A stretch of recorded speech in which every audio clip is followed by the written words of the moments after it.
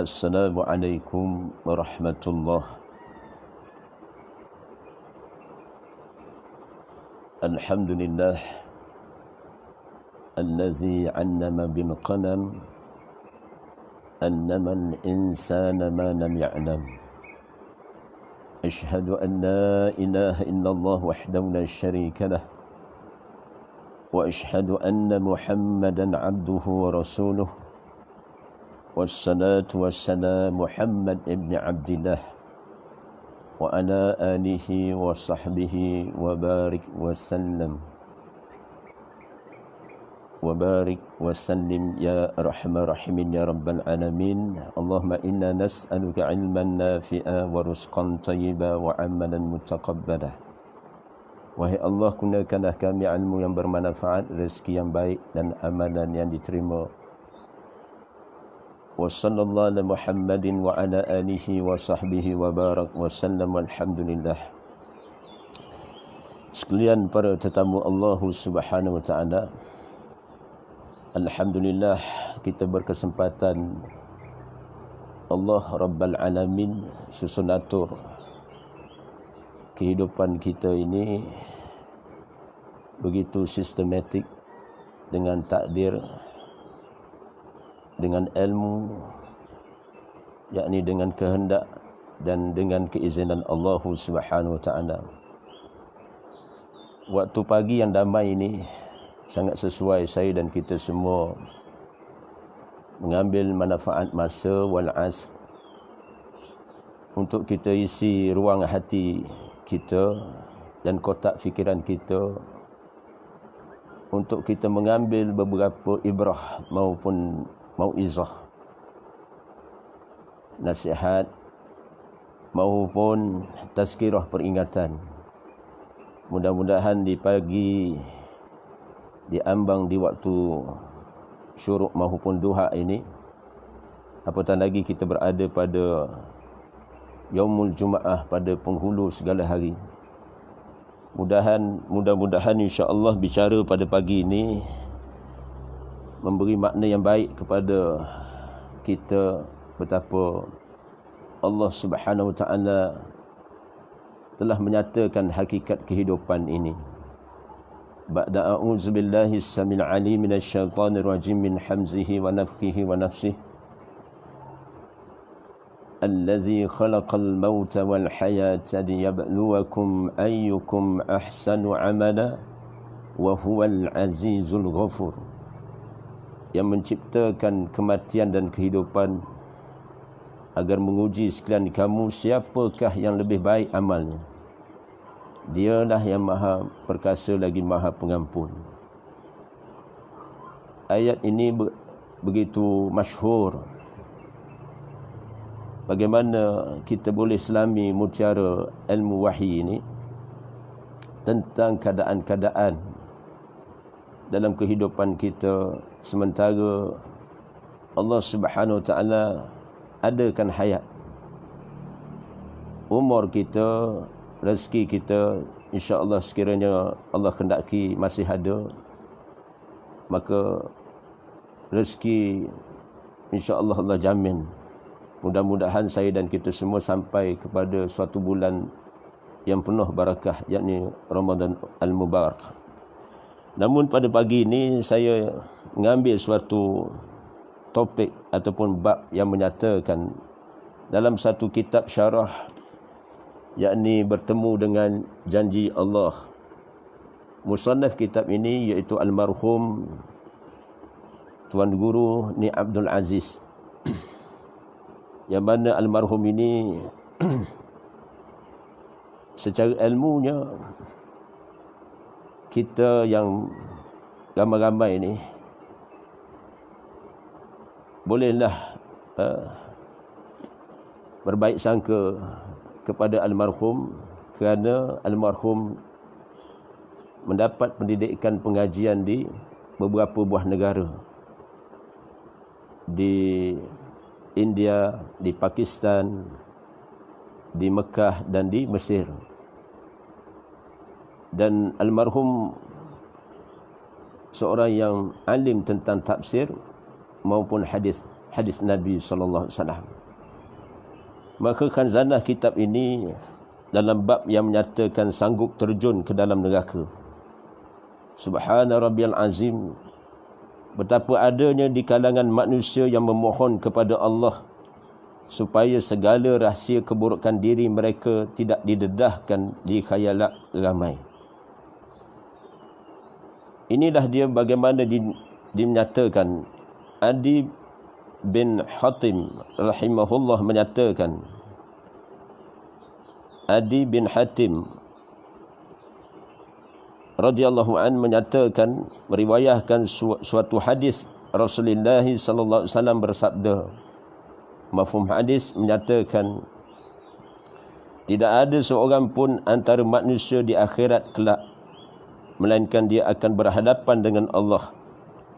Antara manusia dan Rabb tidak ada jurubahasa, yakni tidak ada pengawal protokol.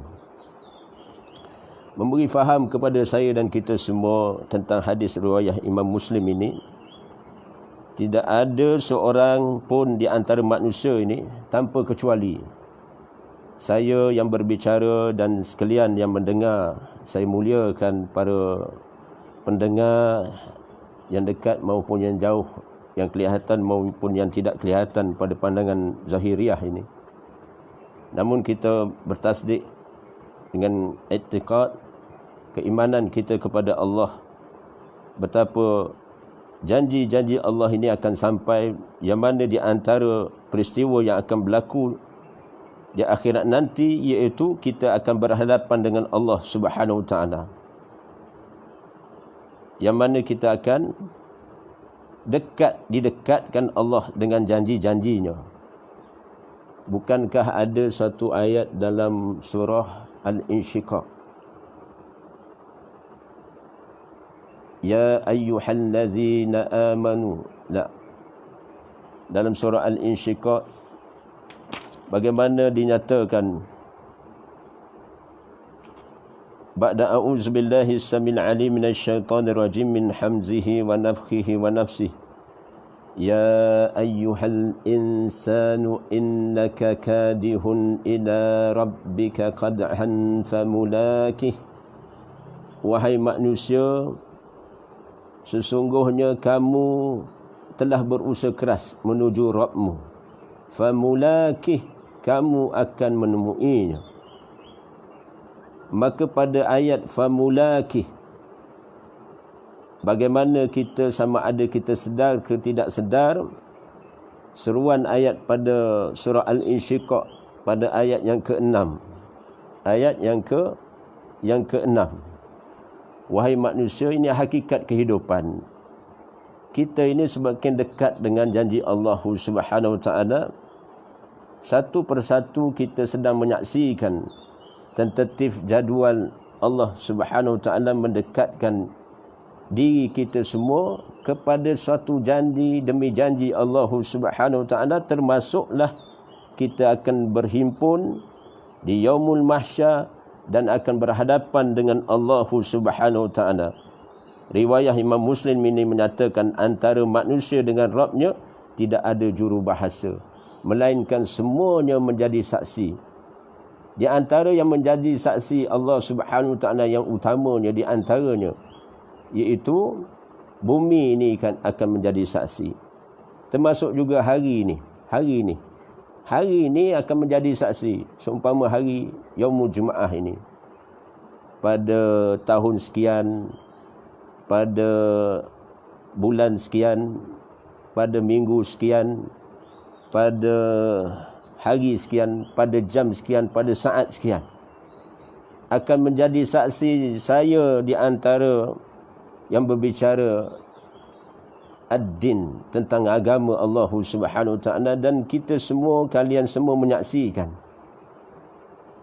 betapa disebut di sini pertemuan dengan Allah Subhanahu Wa Taala di akhirat kelak adalah suatu yang pasti, meskipun pertemuan itu dengan berbagai-bagai cara. Mukmin yang soleh bukan sekadar bertemu dengan Allah Subhanahu wa ta'ala, malah dapat menatap wajah Rabb yang Maha Agung setelah mereka dapat melakukan sujud di hadapan Allah di akhirat kelak. Masya Allah, subhana rabbil azim, maha suci Allah yang maha agung. Bila mana kita merenung mentadabbur ayat-ayat Allah Subhanahu wa ta'ala, yang boleh saya kaitkan dengan syarah kitab ini. Bagaimana Allah Subhanahu wa ta'ala berfirman, Qul a'unabbi'ukum bi khairin min zalikum lillazina attaqaw inda rabbihim jannatun tajri min tahtihal anhar khalidina fiha wa azwajum mutahharatun wa ridwanun minallah wallahu basirun bil ibad. Masya Allah, lihatlah bagaimana Allah Subhanahu wa ta'ala menyatakan waridwanum minallah. Maka di antara mufassir mensyarahkan waridwanum minallah ini, iaitu satu keredaan yang mana anugerah yang paling tinggi dalam kenikmatan dalam syurga Allah, iaitu Allah Subhanahu wa ta'ala beri izin untuk melihat wajah Allah yang sebenarnya. Maka saya dan kita semua kena ambil ibrah, mauizah pada pagi yaumul Jumaah ini. Kita kena ada cita-cita untuk bertemu dengan Allah Subhanahu wa ta'ala, dan mudah-mudahan kita akan melihat wajah Allah yang sebenarnya. Sesempurna zat bagi Allah Subhanahu wa ta'ala. Wallahu alam, tidak boleh digambarkan dengan sebarang ciptaannya. Namun demikian, bagaimana Rasulullah SAW mengisyaratkan kepada para sahabat bila Rasulullah melihat satu qamar, bulan purnama, Rasulullah mengisyaratkan para sahabat, kalian, kita semua akan menyaksikan Allah seumpama kita melihat bulan purnama ini. Ini satu cita-cita saya dan kita semua.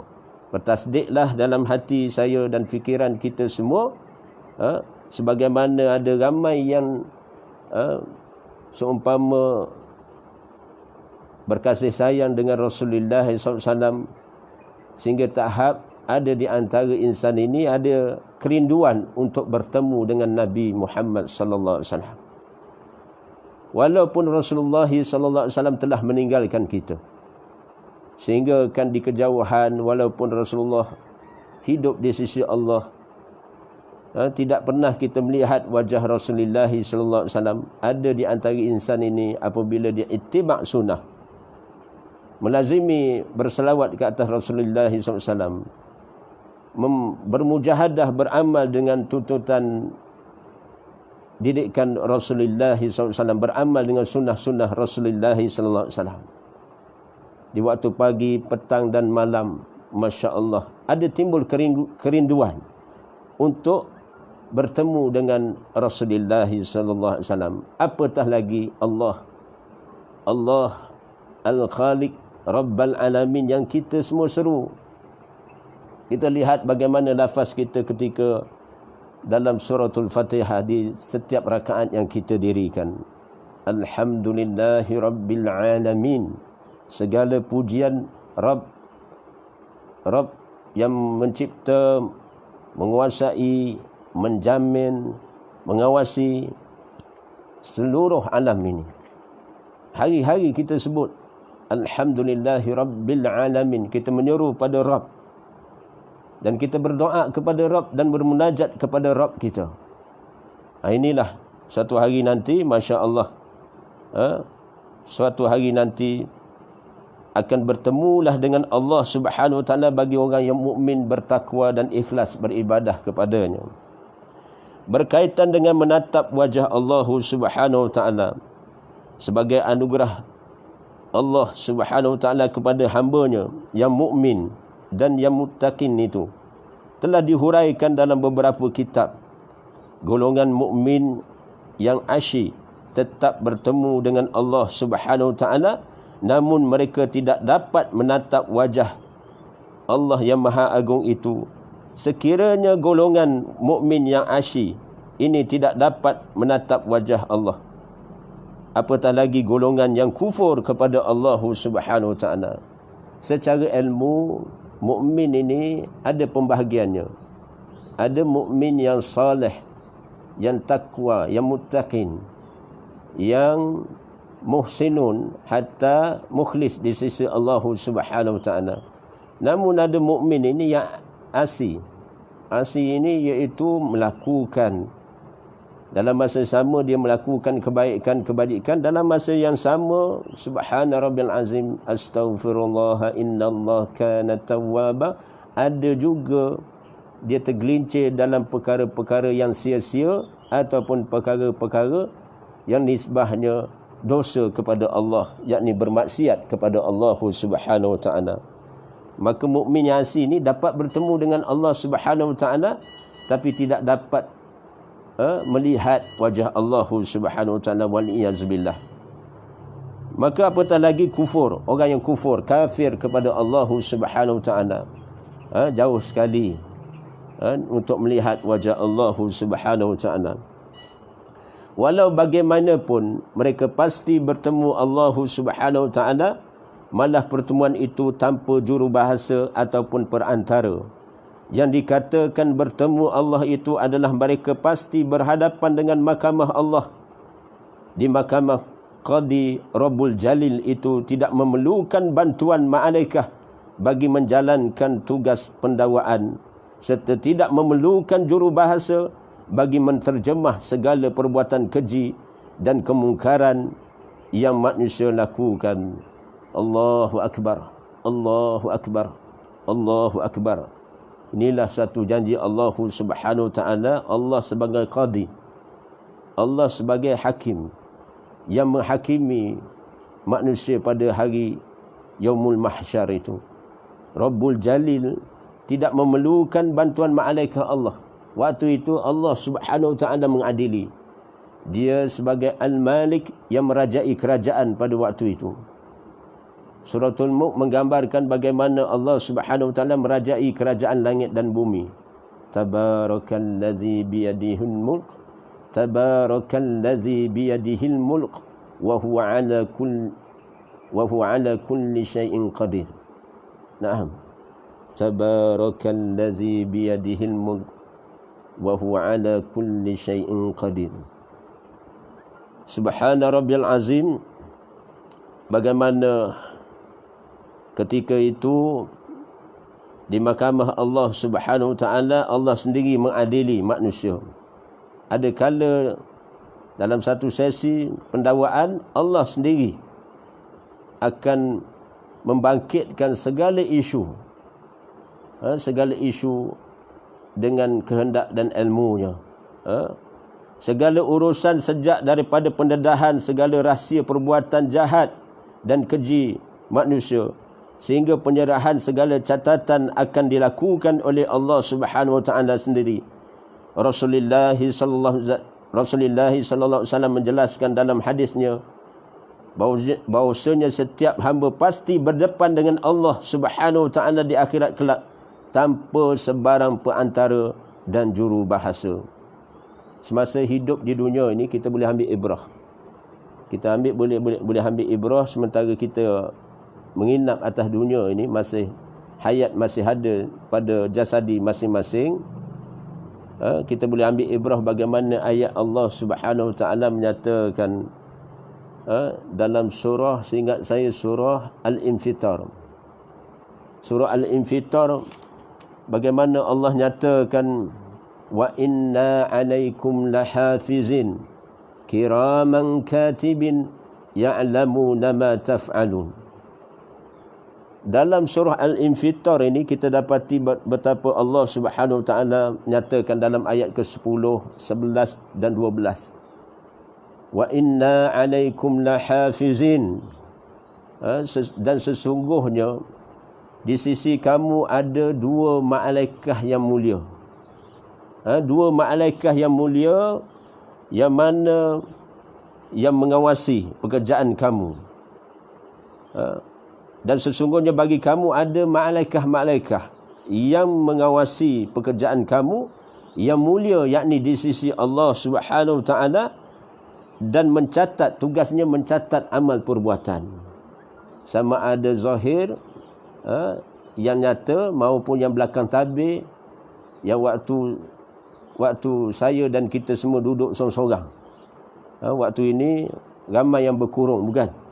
Subhanallah, tercatat dalam laporan terkini petang semalam, malam tadi disebut oleh para pembaca berita dan sebagainya. Setakat ini, untuk pengetahuan umum lah, pengetahuan am pada kita, telah tercatat lebih kurang 3 bilion manusia dihadkan pergerakan sehingga mereka dalam keadaan kurungan, dalam karantin. Bilangannya lebih kurang 3 bilion manusia telah dikarantin dalam keadaan terhad pergerakan sehingga tahap lockdown ataupun maknanya satu lagi tahap darurat. Di India saja difahamkan lebih 1 bilion manusia telah berkurung di India saja. Jadi bayangkan coronavirus ini, fenomena coronavirus ini menyebabkan lebih hampir 200 negara telah dijangkiti coronavirus ini. Satu makhluk halus, Masya Allah. Makhluk ini Allah ciptakan. Siapa yang menciptakan? Kalau tanya secara ilmu, siapa yang menciptakan coronavirus ini? Maka kita sandarkan betapa Allah Subhanahu Wa Taala lah sebagai sifatnya Al-Khaliq. Dia bukan sekadar Rabbal Alamin, tapi dalam masa yang sama nama, sifat dan af'alnya menciptakan makhluk halus ini, yakni namanya dinamakan coronavirus, COVID-19. Untuk sekali jalan ini, elok juga saya mengambil sedikit manfaat ilmu wahyi, beramallah dengan 2 surah yang disebut oleh Rasulullah sallallahu alaihi wasallam, iaitu surah yang telah dimaksudkan sebagai surah Mu'awwizat,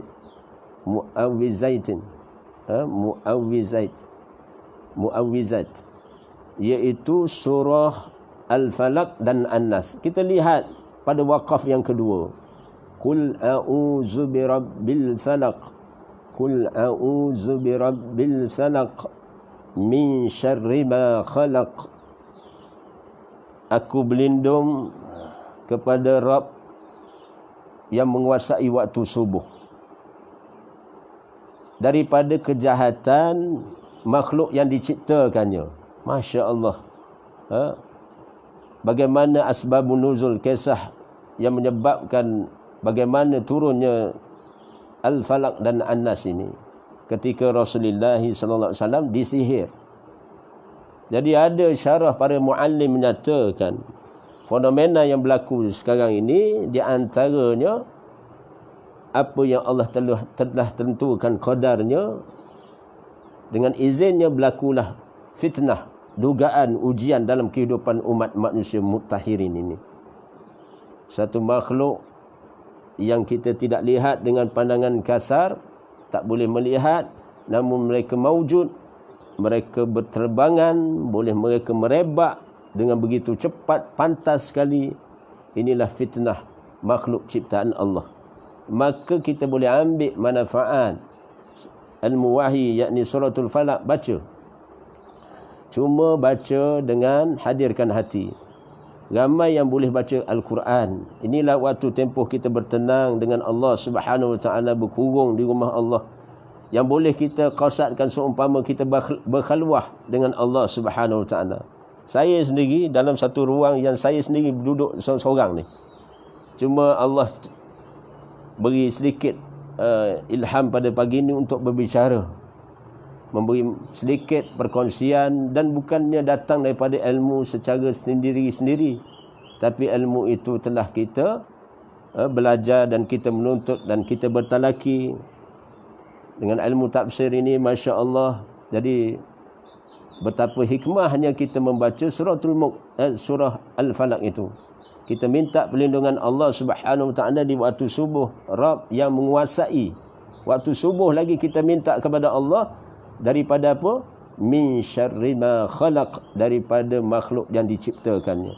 Ayat itu berkaitan dengan nisbah makhluk ciptaan Allah, bukan iblis, bukan jin yang khianat, syaitan maupun makhluk-makhluk halus yang jahat dan sebagainya, tapi juga termasuk tentang manusia, termasuk juga makhluk Allah yang apa? Yang sifatnya agresif. Dan makhluk COVID ini ataupun virus coronavirus ini, dia makhluk yang agresif.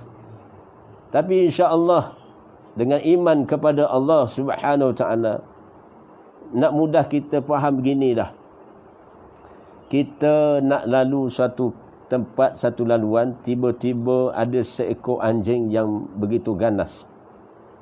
Begitu ganas untuk menyekat laluan kita.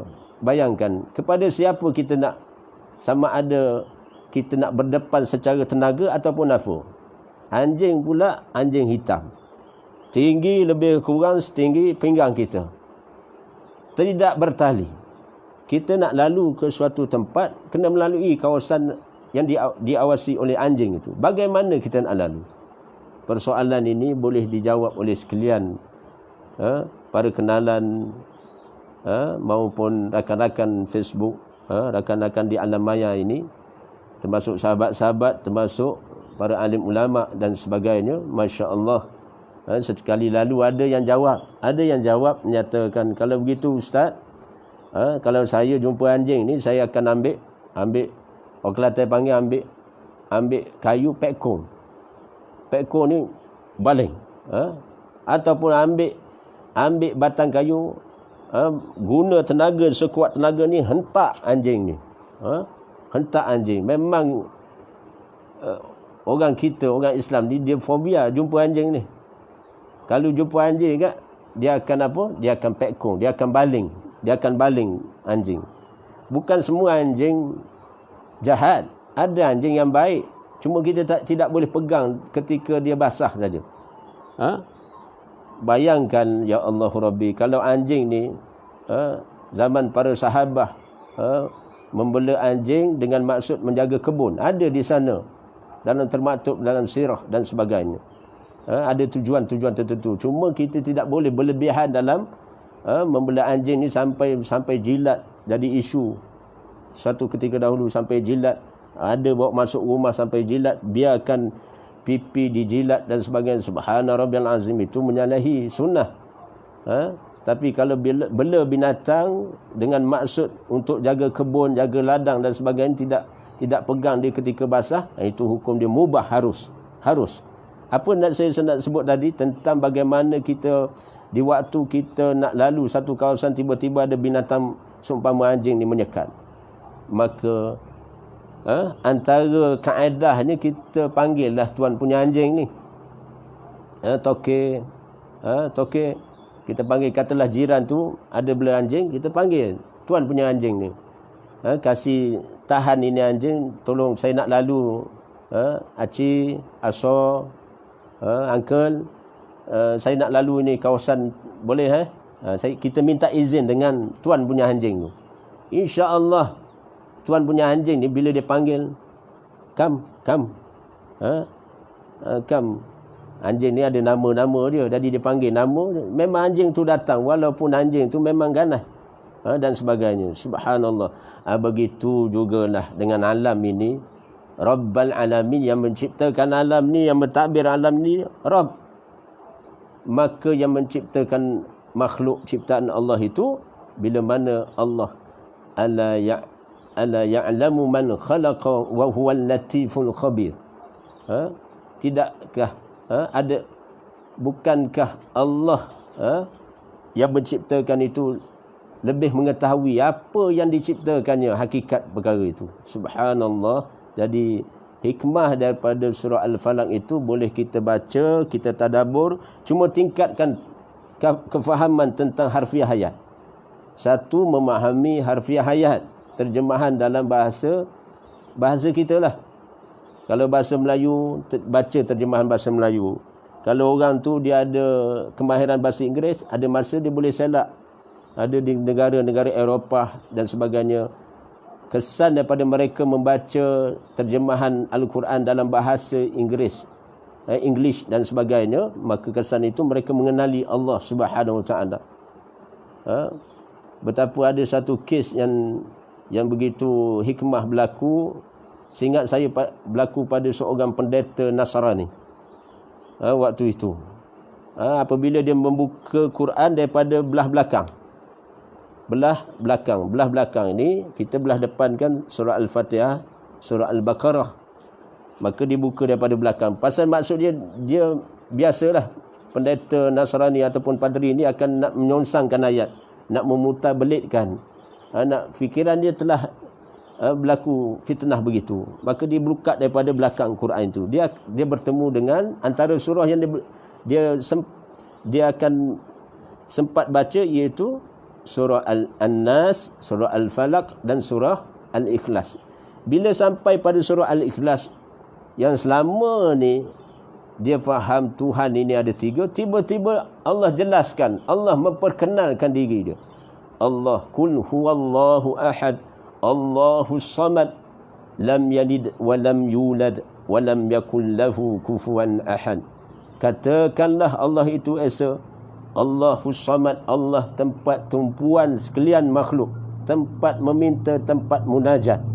Subhana rabbil azim, yang tidak beranak dan tidak diperanakkan, dan tidak ada sesuatu yang setara dengannya. Subhanallah, subhanallah. Apa yang saya nak maksudkan, bila mana dia membaca surah Al-Ikhlas itu, maka Allah telah beri ilham kepada dia mengenali sifat Allah, nama Allahus Samad, Ahad, Allahu Ahad, Allahus Samad, Allah tempat tumpuan sekalian makhluk. Akhirnya Allah Subhanahu Wa Taala jernihkan mata hati nurani dia, sehingga dia mula membaca, dan membaca akhirnya dia memeluk Islam. Siapakah dia itu? Seorang pendakwah yang terkenal sekarang ni, iaitu Yusuf Astif. Yusuf Astif ini, subhanallah, mudah-mudahan Allah merahmati, memberkahi dan meredai dia, masih hidup sekarang ni, dan dia telah berjaya dengan izin Allah Subhanahu Wa Taala. Dia telah mengajak betapa ramainya umat manusia ini masuk Islam. Jadi subhanallah, fenomena coronavirus ni pun sebenarnya, kalau kita tenang dengan Allah Subhanahu Wa Taala, yang hikmahnya iaitu semakin dekat kita dengan Allah sebenarnya.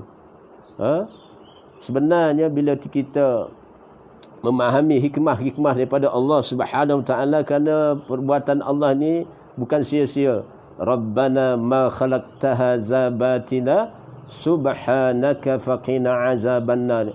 Ya Rabb kami, tidaklah engkau jadikan perkara ini sia-sia. Maha suci di kau, jauhkanlah kami, peliharalah kami daripada azab api neraka. Antara hikmah fenomena ataupun kejadian makhluk ciptaan Allah coronavirus ni, sebenarnya objektif, sebenarnya Allah sedang memperkenalkan diri dia. Allah sedang memperkenalkan dirinya sebagai pencipta alam ini, dan bukan sekadar pencipta, dia Rabbal Alamin, dan dia maha berkuasa. Wa huwa ala kulli syai'in qadir. Manusia surrender. Itali surrender. Kerajaan Italian, Prime Minister Itali surrender, angkat bendera putih. Tak mampu untuk membuat apa-apa lagi, melainkan dia mengisyaratkan dia percaya dengan satu kuasa, iaitu di langit. Dia mengisyaratkan satu kuasa di langit. Bagi kita orang beriman, satu kuasa yang mentadbir langit dan bumi, dunia dan akhirat ini. Inilah tauhid, dia panggil tauhid, iaitu tauhid rububiyah. Termasuk juga tauhid uluhiyah. Rabb sebagai pencipta, pengawasi, menjamin dan mengawasi, menjamin kemaslahatan kesejahteraan manusia. Termasuk juga tauhid kita kembali kepada ilahiyah, ilah Allah, yang kita abdikan diri dan kita ibadahi dan sebagainya. Di antara minit-minit yang akhir pada pagi ini, bagaimana disebut dalam suatu hadis yang lain Rasulullah SAW menjelaskan mengenai hari pendedahan yang akan dilakukan oleh Allah Subhanahu Wa Taala terhadap hamba-hambanya di akhirat kelak. Sehingga ada di kalangan manusia yang memohon kepada Allah supaya segala rahsia keburukan diri mereka tidak didedahkan kepada khayalat ramai dan tidak juga didedahkan di hadapan Allah. Mereka juga tidak sanggup menanggung malu yang teramat sangat.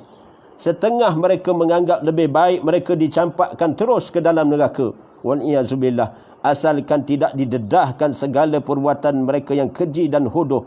Rasa malu yang tidak menanggung bakal dirasai apabila keaiban diri menjadi tontonan orang ramai yang berada di padang mahsyar itu.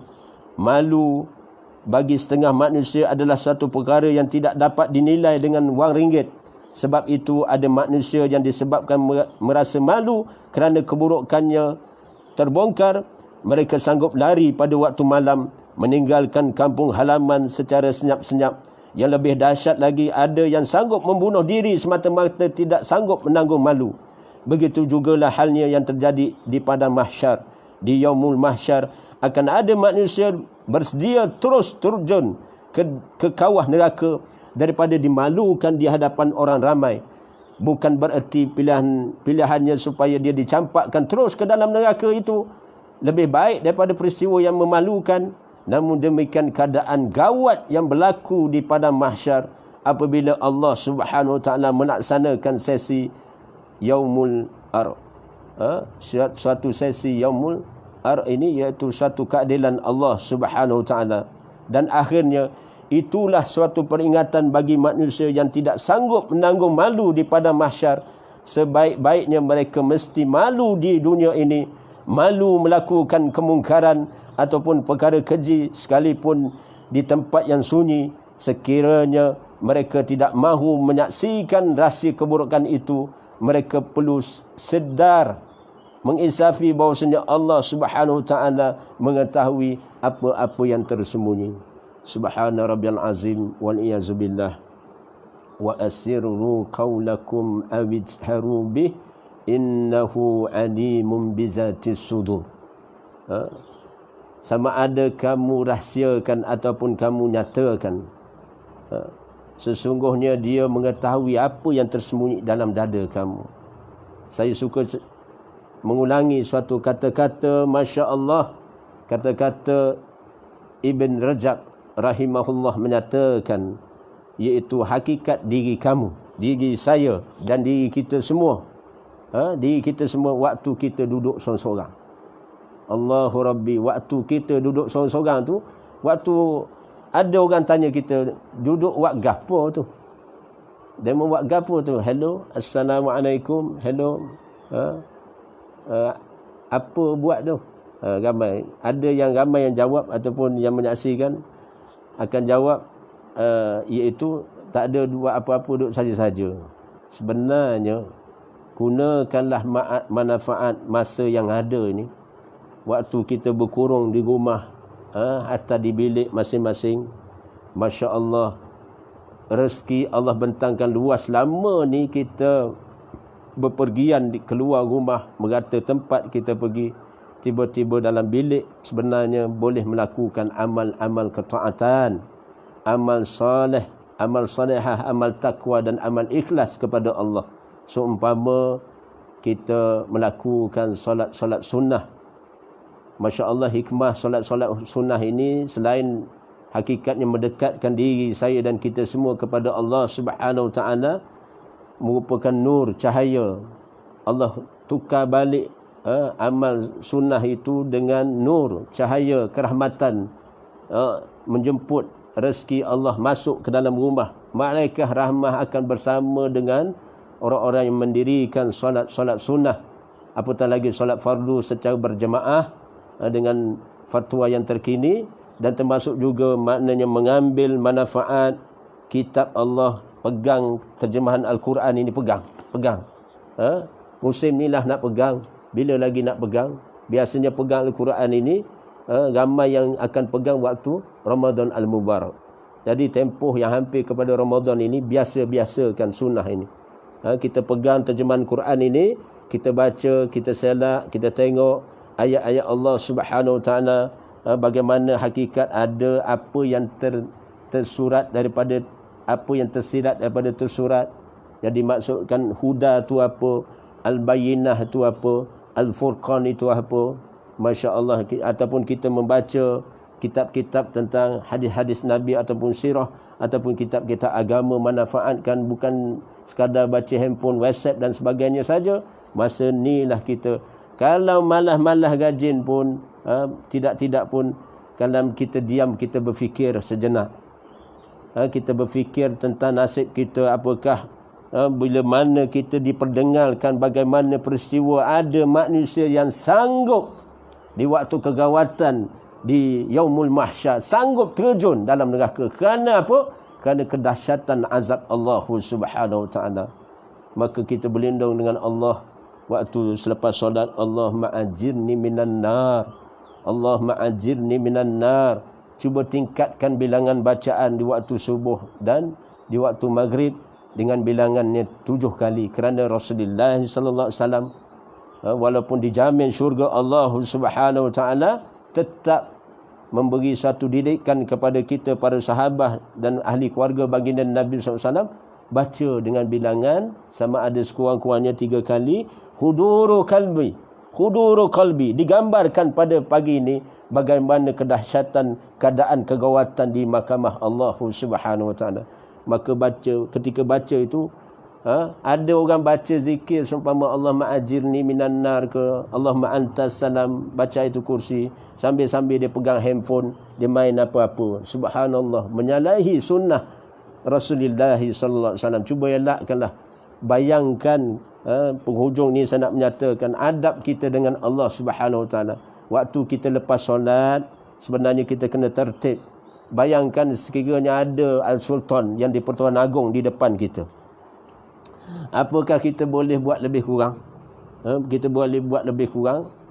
Sultan berada di depan kita, raja berada depan kita. Kita lihatlah di kaca TV ataupun siapa-siapa yang mempunyai pengalaman menghadap Sultan, seumpama peristiwa MP sebelum ini menghadap yang di-Pertuan Agong untuk dipertanggungjawabkan untuk memilih calon Prime Minister. Seorang-seorang menghadap di depan yang di-Pertuan Agong untuk menyatakan sokongan dan sebagainya. Cukup beradab, dalam keadaan sopan, menyatakan dengan tidak banyak bercakap melainkan penuh hadap dan sebagainya. Itu selepas solat sebenarnya kita masih menghadap dengan Allah Subhanahu Wa Taala. Fa inni qarib. Allah Subhanahu Wa Taala memperkenalkan diri dia dekat dengan kita bagi orang-orang allazi yazkurunallaha qiyaman wa qu'udan wa 'ala junubihim wa yattafakkaruna fi khalqis samawati wal ard. Ayat 191 surah Ali Imran ini, iaitu orang-orang yang mengingati Allah sambil qiyam, sambil berdiri, sambil duduk, sambil berbaring mengiring. Jadi duduk di rumah sambil menyandar ataupun berbaring mengiring, berbaring dan sebagainya, terlentang ke wallahu alam, tapi saja-saja, bukan saja-saja tapi ada makna. Tidak pun fikiran kita ni ada terarah dengan tawajuh dengan Allah Subhanahu Wa Taala. Perbanyakkan zikir, termasuk juga perbanyakkan zikir yang selama ini kita kurang berzikir. Apa salahnya kita sebut astaghfirullah, astaghfirullah, astaghfirullah, astaghfirullah allazi la ilaha illa huwal hayyul qayyum wa atubu ilaik. Aku memohon ampun pada Allah, tidak ada ilah yang diibadahi melainkan Dia, yang sentiasa hidup, Al-Qayyum, berdiri dan sendiri terus menerus menguruskan makhluk, dan aku bertaubat. Kita menyatakan saya dan kita semua bertaubat kepadanya, kepada Allah Rabbal Alamin. Waktu yang sama ini, waktu pagi, kita ucap sekali Sayyidul Istighfar, Allahumma anta rabbi la ilaha illa anta khalaqtani wa ana abduka. Kita mengaku kita ni hamba kepada Allah. Bukan sahaja Allah ciptakan kita ni hamba kepada Allah, bukan hamba syaitan, bukan hamba nafsu syahwah, bukan hamba pengaruh-pengaruh dunia yang menipu ini, ataupun pengaruh-pengaruh madiyah kebendaan yang menguji kita semua. Kita ini abdillah, kita ni hamba kepada Allah. Bagaimana Rasulullah dididik ketika peristiwa Isra wal Mi'raj. Subhanallazi asra bi'abdihi lailan minal masjidil haram ilal masjidil aqsa allazi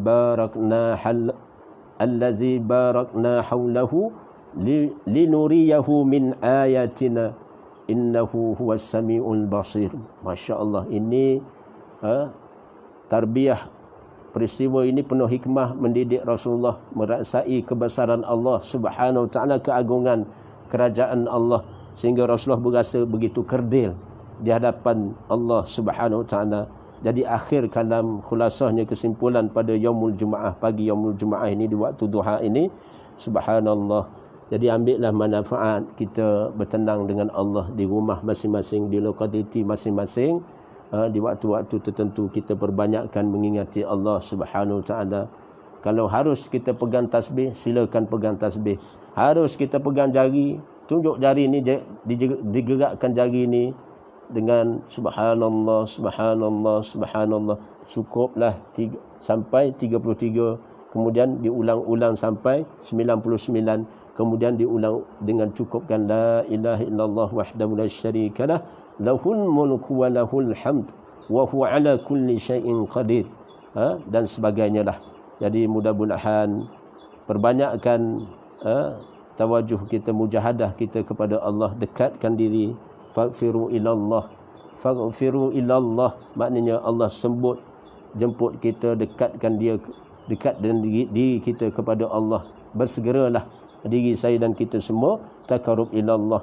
Sebenarnya musibah yang berlaku ini mendekatkan diri saya dan kita semua, dan bagaimana Allah memperkenalkan diri dia satu demi satu. Dialah pencipta kita dan sebagainya, dialah Rabb yang menjamin kesejahteraan kita, dan usaha ikhtiar masih ada. Semua jagalah kesihatan masing-masing.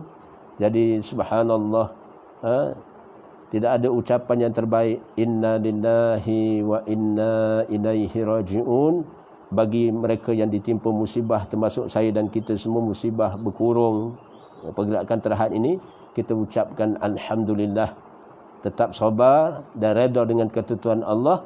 Namun kita sabar, dalam sabar itu kita melakukan ketaatan. Rajin-rajinkan diri ini untuk beribadah kepada Allah. Tingkatkan amal-amal soleh.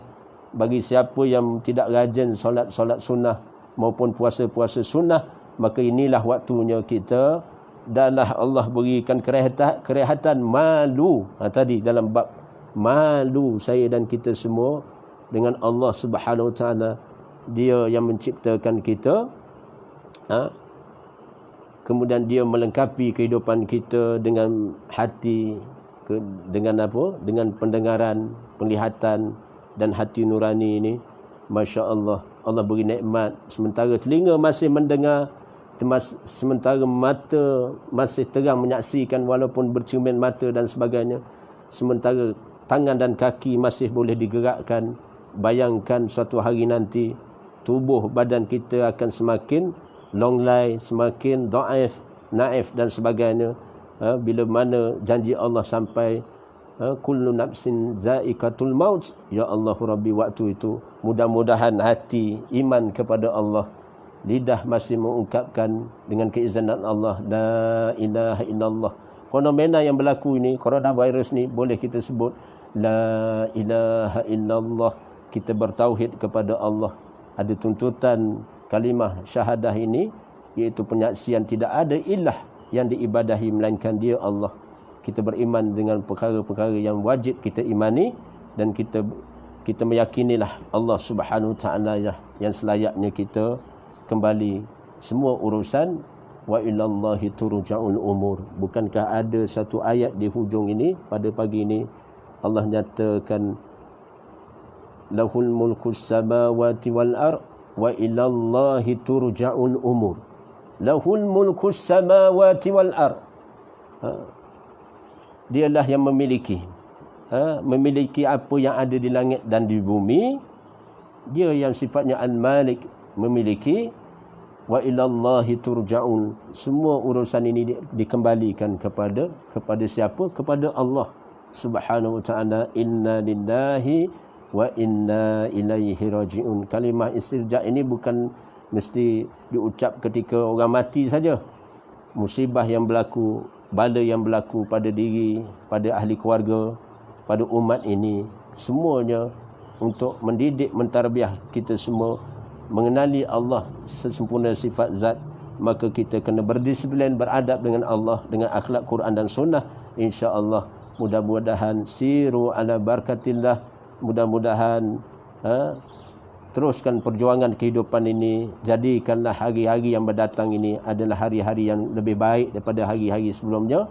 Kerana orang mukmin ini hari ini lebih baik daripada semalam. Orang yang beriman kepada Allah dengan keimanan sebenar, esok lebih baik daripada hari ini. Ini cita-cita kita, nak memasuki, meraih suatu keadaan Allah sehingga kita layak menjadi ahli syurga Allah. Kerana kita penduduk asal adalah penduduk asal syurga Allah Subhanahu wa ta'ala. Dan tak salah kita mohon, ya Allah, masukkan daku, Allahumma antas salam wa minkas salam wa ilaika ya'udus salam fahayyina rabbana bis salam wa adkhilna jannata darussalam. Dalam daerah kesejahteraan, yakni syurga Darussalam. Siapa yang nak minta syurga Firdaus, silakan. Kerana dia kena juga mendapati dengan surah Al-Mu'minun ayat 1 sampai ayat 10 ataupun ayat 11. Itulah tentatif ciri-ciri sifat syurga, ahli syurga Firdaus. Cukup atas pertemuan pada pagi ini. Saya ucap terima kasih atas perhatian yang diberi. Inilah sedikit sumbangan saya atas sedikit manfaat ilmu yang ada sikit-sikit ini. Semuanya warid daripada yang baik, itu tentu daripada Allah Subhanahu wa ta'ala. Yang kurang lebih ni kelemahan saya. Kita semua pendosa, kita semua ni lemah. Kita kena sebutlah la haula wala quwata illa billah. Dongak langit. Rasulullah sallallahu alaihi wasallam bila melihat langit, Rasulullah ada ketika di waktu itu riwayat hadis menyatakan Rasul menghela-helakan janggutnya melihat langit, la haula wala quwata illa billah. Diungkapkan baginda dengan pembendaraan syurga Allah, yakni tidak ada illah, la haula wala, tidak ada daya upaya melainkan kekuasaan, yakni juga pertolongan Allah Subhanahu wa ta'ala. Cukuplah sekadar ini, insya-Allah. Mudah-mudahan kita dapat bertemu kembali pada malam ini pukul 9.15 malam ataupun 9.30 malam ini. Saya akan kupas satu tajuk yang mungkin insya-Allah sesuai untuk kita jadikan penawar waktu semasa ini. Mudah-mudahan dapat disebarkan salam, kemudian dikongsi kepada yang lain, dan doakan saya mudah-mudahan kalau nak mati pun mati dalam keadaan fi sabilillah. Wahai Allah, menyaksikan pertemuan pada pagi ini, kami adalah hamba-Mu, anak kepada hamba-hamba-Mu, ya Allah, yang beriman kepada-Mu. Kami menyerahkan segala urusan. Rabbana atina min ladunka rahmah wa hayyi lana min amrina rasyada. Wahai Allah, lindungilah kami, ya Allah, daripada minal jinnati wan nas, maupun makhluk ciptaan-Mu, ya Allah, yang Dikau jadikan sebagai fitnah ujian buat kami, ya Allah, yang hakikatnya mendekatkan diri kami kepada-Mu, ya Allah, dengan limpah rahmat-Mu, ya Allah, dengan wasilah ilmu wahyi-Mu, ya Allah, dengan ittiba' sunnah Nabi-Mu Muhammad sallallahu alaihi wasallam. Ya Allah, kurniakanlah kami ilmu pengetahuan agama yakni yang mendalam. Masukkanlah kami, ya Allah, dalam golongan hamba-Mu yang saleh-salehah, ya Allah. Tidak ketahui bagi kami hari-hari yang mendatang ini, ya Allah, apakah kami benar-benar beriman, beramal saleh, takwa dan ikhlas kepada-Mu, ya Allah, melainkan taufik dan hidayah dari sisi-Mu, ya Allah. Allahumma a'inna ala zikrika wa syukrika wa husni ibadatik. Begitu malunya diri kami dengan anugerah kurniaan-Mu, ya Allah. Engkau lah yang mengetahui hakikat diri kami, ya Allah. Betapa jauhnya kami dengan sunnah Nabi Muhammad sallallahu alaihi wasallam, dengan suruhan-suruhan-Mu, ya Allah. Melainkan kami memohon perlindungan, pemeliharaan, dan kami mohon dengan rahmah-Mu daripada, berlindung dengan rahmah-Mu daripada kemurkaan-Mu, ya Allah. La ilaha illa ant subhanaka inna kunna minaz zalimin. Rabbana zalamna anfusana wa illam taghfir lana wa tarhamna lanakunanna minal khasirin. Subhanallah walhamdulillah wa la ilaha illallah wallahu akbar wa la hawla wa la quwwata illa billah. Allahumma ighfir lana, wahai Allah, ampunilah kami. Allahumma arhamna, wahai Allah, rahmatilah kami. Allahumma rzuqna, wahai Allah, rezekikan kami, ya Allah. Allahumma rzuqna taubatan nasuha qabla al-maut.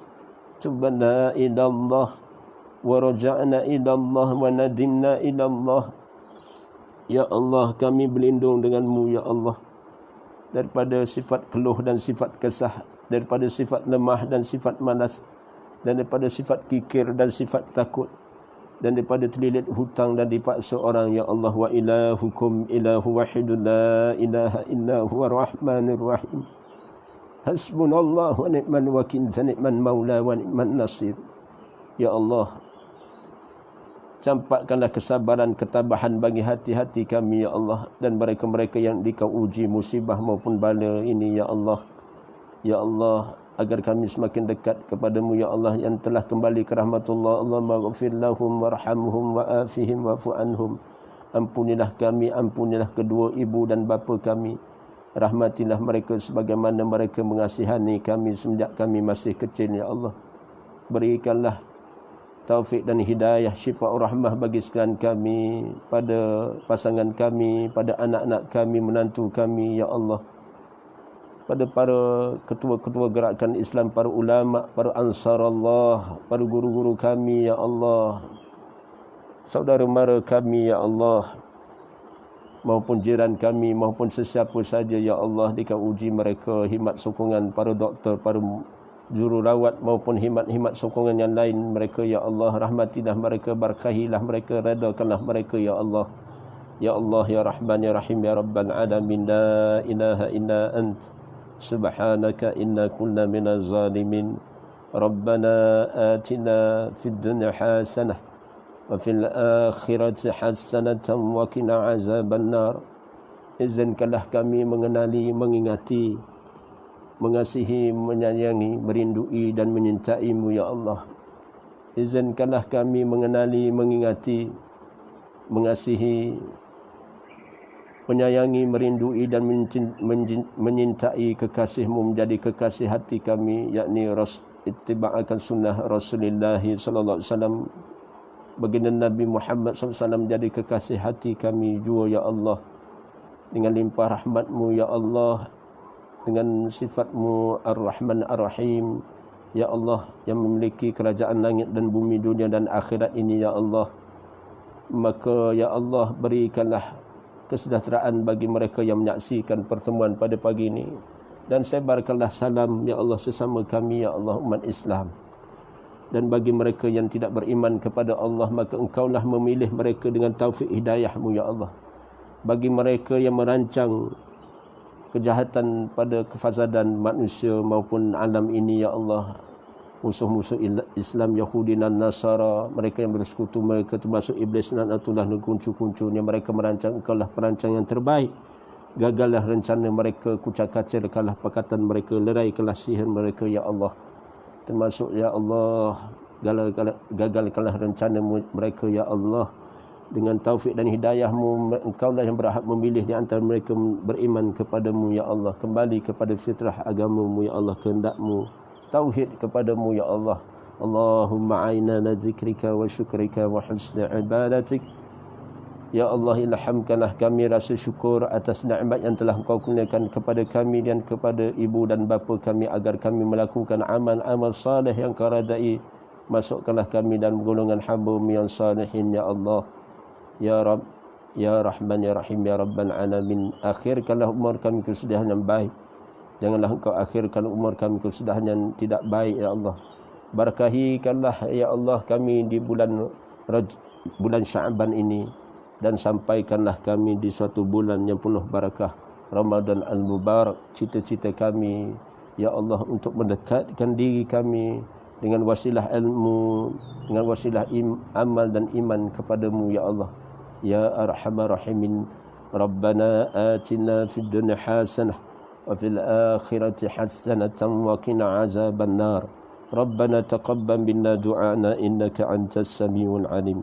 وتب علينا إنك أنت التواب الرحيم. وصلى الله على محمد وعلى آله وصحبه وبارك وسلم والحمد لله رب العالمين. يا أرحم الراحمين يا مجيب يا مجيب يا مجيب. وبالله التوفيق والهداية. والسلام عليكم ورحمة الله والله أعلم. اللهم صل على محمد. سبحانك اللهم ربنا وبحمدك أشهد أن لا إله إلا أنت أستغفرك وأتوب إليه. مع السلامة إلى اللقاء. InsyaAllah ketemu di sesi yang lain. Wallahu a'lam.